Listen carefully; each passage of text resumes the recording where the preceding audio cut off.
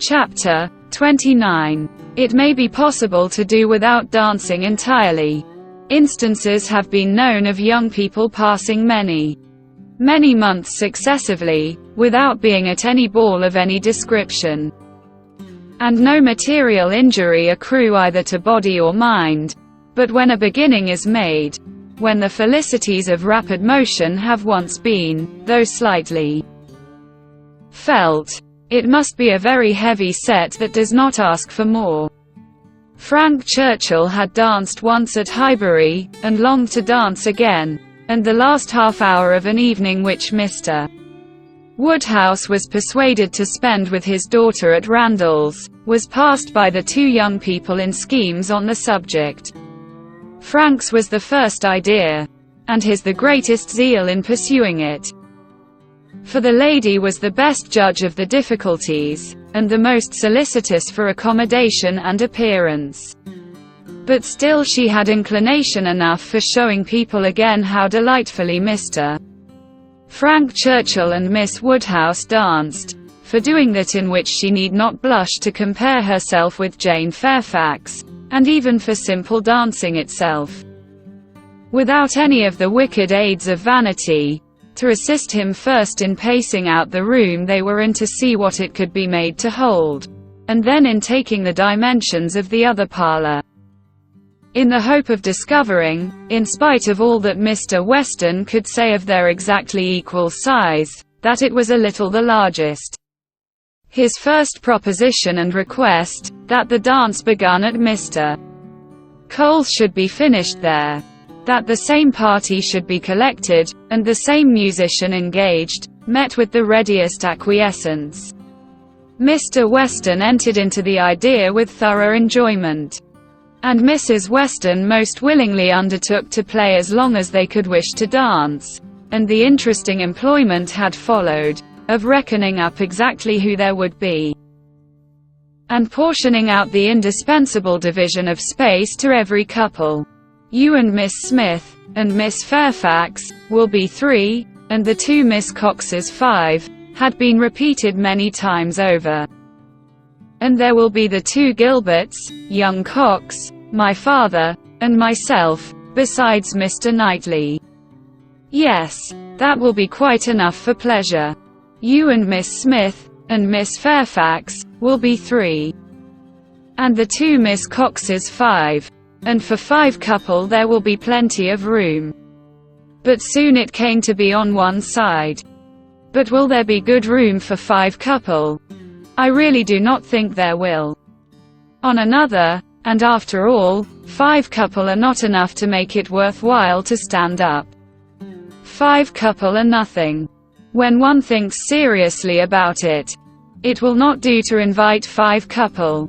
It can be allowable only as the thought of the moment. Somebody said that Miss Gilbert was expected at her brother's, and must be invited with the rest. Somebody else believed Mrs. Gilbert would have danced the other evening, if she had been asked.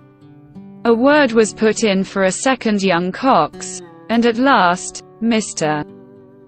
Weston naming one family of cousins who must be included, and another of very old acquaintance who could not be left out, it became a certainty that the 5 couple would be at least 10.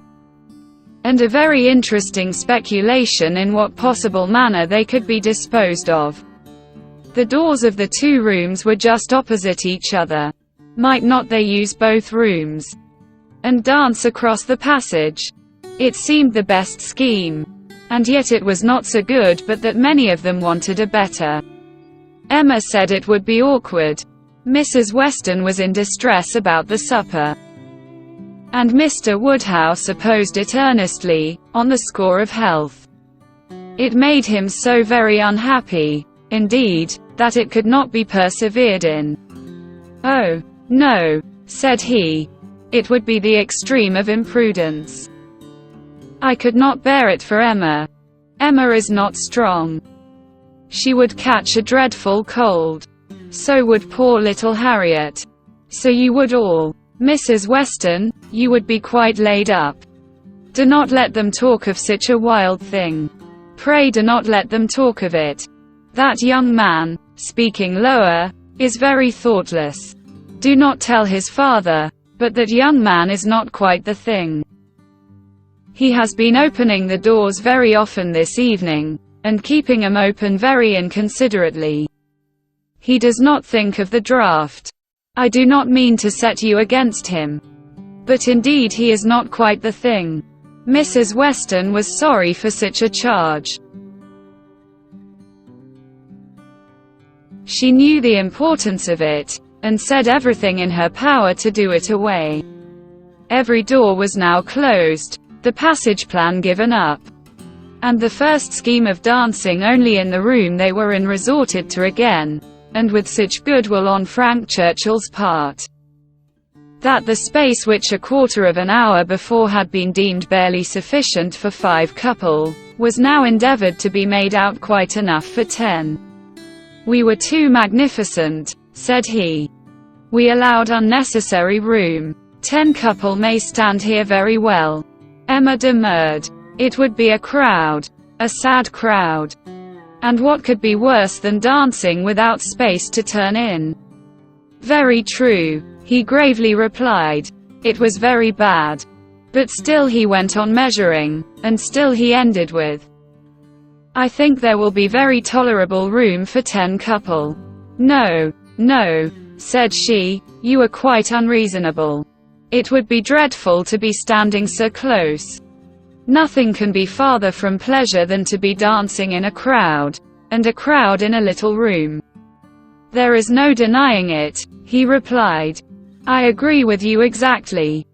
A crowd in a little room, Miss Woodhouse, you have the art of giving pictures in a few words. Exquisite, quite exquisite. Still, however, having proceeded so far, one is unwilling to give the matter up. It would be a disappointment to my father, and altogether, I do not know that. I am rather of opinion that 10 couple might stand here very well. Emma perceived that the nature of his gallantry was a little self-willed, and that he would rather oppose than lose the pleasure of dancing with her, but she took the compliment, and forgave the rest. Had she intended ever to marry him, it might have been worthwhile to pause and consider, and try to understand the value of his preference, and the character of his temper, but for all the purposes of their acquaintance, he was quite amiable enough. Before the middle of the next day, he was at Hartfield, and he entered the room with such an agreeable smile as certified the continuance of the scheme. It soon appeared that he came to announce an improvement. Well, Miss Woodhouse, he almost immediately began, your inclination for dancing has not been quite frightened away, I hope, by the terrors of my father's little rooms. I bring a new proposal on the subject. A thought of my father's, which waits only your approbation to be acted upon. May I hope for the honor of your hand for the 2 first dances of this little projected ball, to be given, not at Randall's, but at the Crown Inn? The Crown? Yes. If you and Mr. Woodhouse see no objection, and I trust you cannot, my father hopes his friends will be so kind as to visit him there. Better accommodations, he can promise them, and not a less grateful welcome than at Randall's. It is his own idea. Mrs. Weston sees no objection to it, provided you are satisfied. This is what we all feel. Oh, you were perfectly right. 10 couple, in either of the Randalls' rooms, would have been insufferable. Dreadful. I felt how right you were the whole time, but was too anxious for securing anything to like to yield. Is not it a good exchange? You consent? I hope you consent. It appears to me a plan that nobody can object to, if Mr. and Mrs. Weston do not. I think it admirable, and, as far as I can answer for myself, shall be most happy. It seems the only improvement that could be. Papa, do you not think it an excellent improvement? She was obliged to repeat and explain it. Before it was fully comprehended, and then, being quite new, farther representations were necessary to make it acceptable. No. He thought it very far from an improvement, a very bad plan, much worse than the other. A room at an inn was always damp and dangerous, never properly aired, or fit to be inhabited. If they must dance, they had better dance at Randall's. He had never been in the room at the Crown in his life, did not know the people who kept it by sight. Oh. No. A very bad plan. They would catch worse colds at the Crown than anywhere. I was going to observe, sir, said Frank Churchill, that one of the great recommendations of this change would be the very little danger of anybody's catching cold, so much less danger at the Crown than at Randall's. Mr. Perry might have reason to regret the alteration, but nobody else could. Sir, said Mr. Woodhouse, rather warmly, you are very much mistaken if you suppose Mr. Perry to be that sort of character. Mr. Perry is extremely concerned when any of us are ill. But I do not understand how the room at the Crown can be safer for you than your father's house. From the very circumstance of its being larger, sir. We shall have no occasion to open the windows at all, not once the whole evening. And it is that dreadful habit of opening the windows, letting in cold air upon heated bodies, which, as you well know, sir, does the mischief. Open the windows. But surely, Mr. Churchill, nobody would think of opening the windows at Randall's. Nobody could be so imprudent. I never heard of such a thing. Dancing with open windows. I am sure, neither your father nor Mrs. Weston, poor Miss Taylor that was, would suffer it. Ah. Sir, but a thoughtless young person will sometimes step behind a window curtain, and throw up a sash, without its being suspected. I have often known it done myself. Have you indeed, sir? Bless me. I never could have supposed it. But I live out of the world, and am often astonished at what I hear. However, this does make a difference, and, perhaps, when we come to talk it over, but these sort of things require a good deal of consideration. One cannot resolve upon them in a hurry. If Mr. and Mrs. Weston will be so obliging as to call here one morning, we may talk it over, and see what can be done. But, unfortunately, sir, my time is so limited. Oh, interrupted Emma. There will be plenty of time for talking everything over. There is no hurry at all. If it can be contrived to be at the Crown, Papa, it will be very convenient for the horses. They will be so near their own stable. So they will, my dear. That is a great thing. Not that James ever complains, but it is right to spare our horses when we can. If I could be sure of the rooms being thoroughly aired. But is Mrs. Stokes to be trusted? I doubt it. I do not know her, even by sight. I can answer for everything of that nature, sir. Because it will be under Mrs. Weston's care. Mrs. Weston undertakes to direct the whole. There, Papa. Now you must be satisfied. Our own dear Mrs. Weston, who is carefulness itself. Do not you remember what Mr. Perry said, so many years ago, when I had the measles? If Miss Taylor undertakes to wrap Miss Emma up, you need not have any fears. Sir, how often have I heard you speak of it as such a compliment to her? Aye, very true. Mr. Perry did say so. I shall never forget it. Poor little Emma, you were very bad with the measles. That is, you would have been very bad, but for Perry's great attention. He came 4 times a day for a week. He said, from the first, it was a very good sort, which was our great comfort. But the measles are a dreadful complaint. I hope whenever poor Isabella's little ones have the measles, she will send for Perry. My father and Mrs. Weston are at the Crown at this moment, said Frank Churchill, examining the capabilities of the house. I left them there and came on to Hartfield, impatient for your opinion, and hoping you might be persuaded to join them and give your advice on the spot.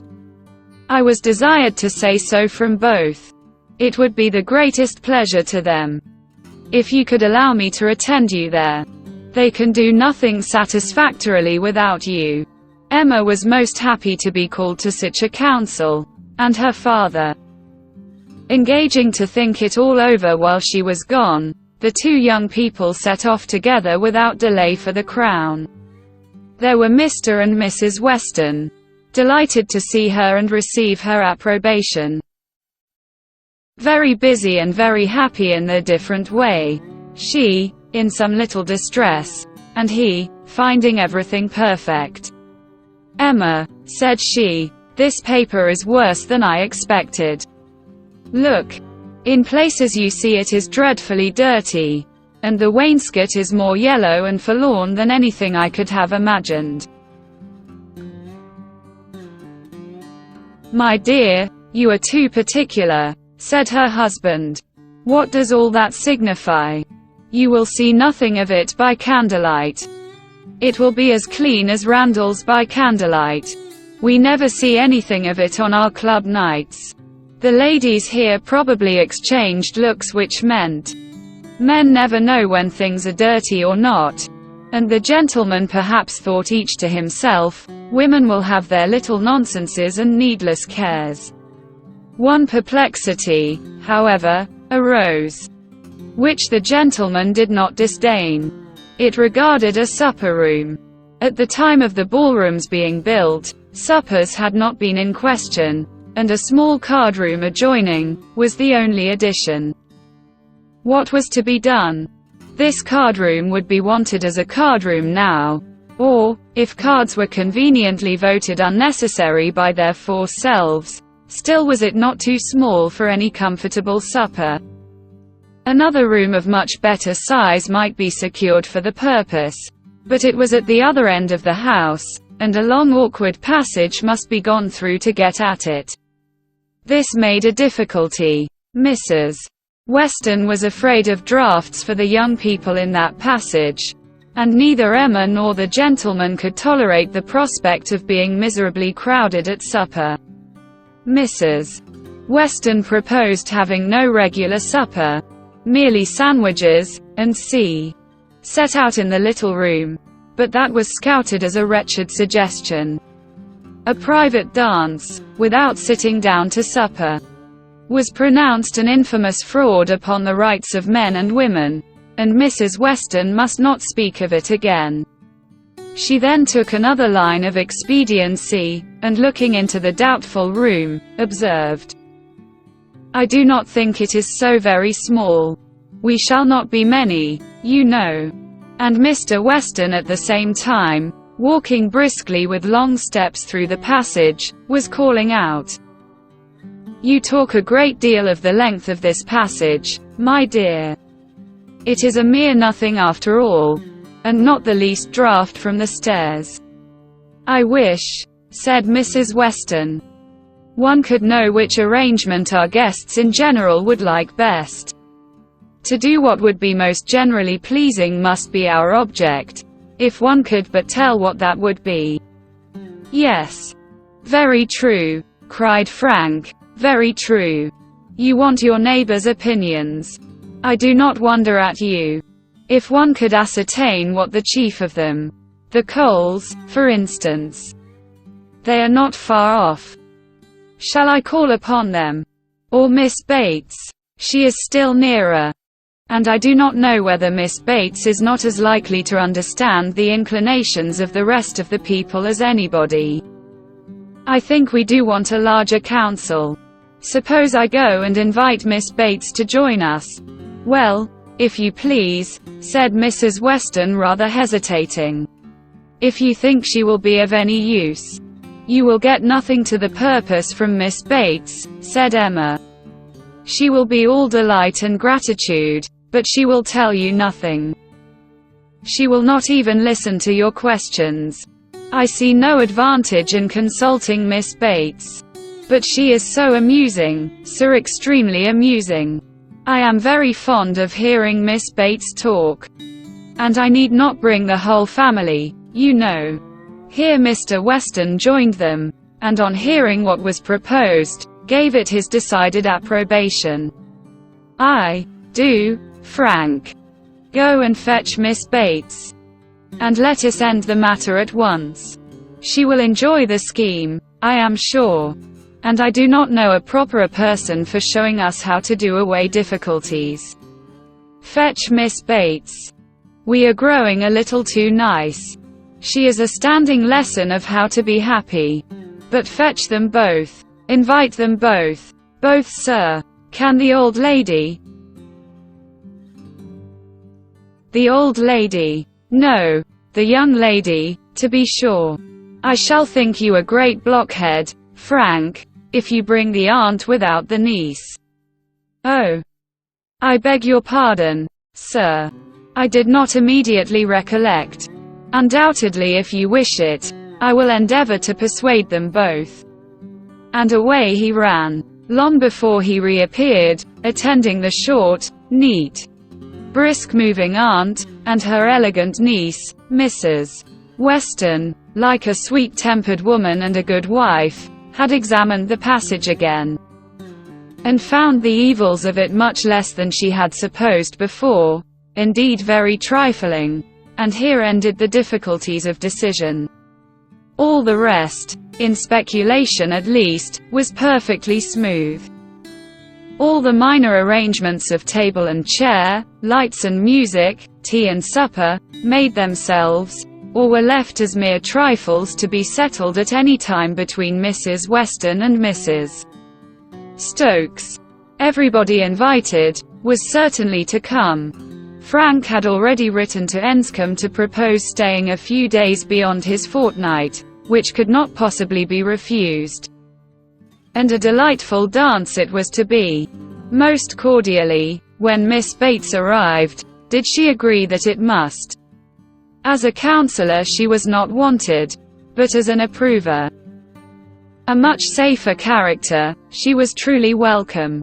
Her approbation, at once general and minute, warm and incessant, could not but please, and for another half-hour they were all walking to and fro between the different rooms, some suggesting, some attending, and all in happy enjoyment of the future. The party did not break up without Emma's being positively secured for the 2 first dances by the hero of the evening, nor without her overhearing Mr. Weston whisper to his wife, "He has asked her." "My dear, that's right. I knew he would.